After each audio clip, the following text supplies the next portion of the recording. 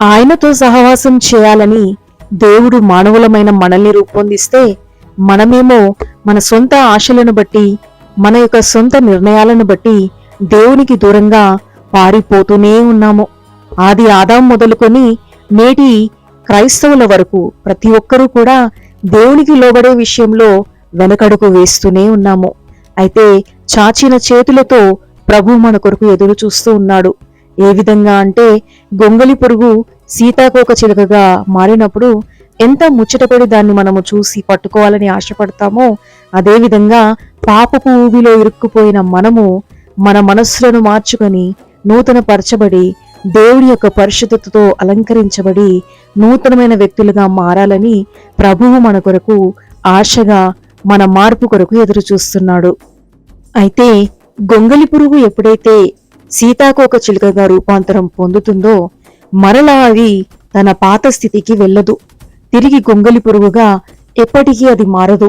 సీతాకోక చిలుకగానే అది చనిపోతుంది. అయితే మనుషులమైన మనం మాత్రము మన పాపపు జీవితాన్ని వదిలిపెట్టాక కూడా తిరిగి అదే పాపపు జీవితంలోనికి వెళ్ళిపోతూ ఉంటాము. అంటే పూర్తిగా రూపాంతరం చెందకుండా మధ్యలోనే తిరిగి పాత పాపపు జీవితంలో పడిపోతూ ఉంటాము. పేతురు రాసిన 2వ పత్రిక 2వ అధ్యాయము 22వ వచనంలో వాక్యము ఇలా రాయబడి ఉంది.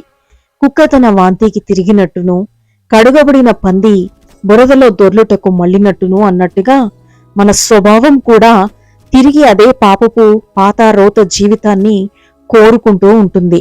జంతువులకైతే ఆలోచించే లక్షణం లేదు కాబట్టి అవి వాటి స్వభావాన్ని మార్చుకోలేవు. మార్చుకోవాల్సిన అవసరం కూడా వాటికి లేదు. ఎందుకంటే దేవుడు ఎలా పుట్టించాడో అలాగే ఉన్నాయి. సహజంగా అవి ఎలా జీవించాలో అలాగే జీవిస్తున్నాయి దేవుని యొక్క సృష్టి ధర్మాన్ని అనుసరించి. కానీ దేవుడు మనిషికి ఆలోచించడం అనే గొప్ప వరాన్ని ఇచ్చాడు. దేవుడు మనిషికిచ్చిన ఆలోచించే వరమును ఉపయోగించుకోలేకపోతే అతను కూడా జంతువుతో సమానము. ఒకసారి చెడు స్వభావాన్ని వదిలిపెట్టిన తరువాత మంచి స్వభావాన్ని ధరించుకోవాల్సిన మనిషి తిరిగి అదే పాత పాపపు స్వభావాన్ని ధరించుకుంటున్నాడు. అంటే కుక్క తన వాంతికి తిరిగినట్టు, కడుగబడిన పంది మళ్లీ వెళ్లి బురదలో పడ్డట్టు మనిషి కూడా అదే పాపపు కంపు జీవితంలో జీవించడానికి ఇష్టపడుతూ ఉన్నాడని అర్థము.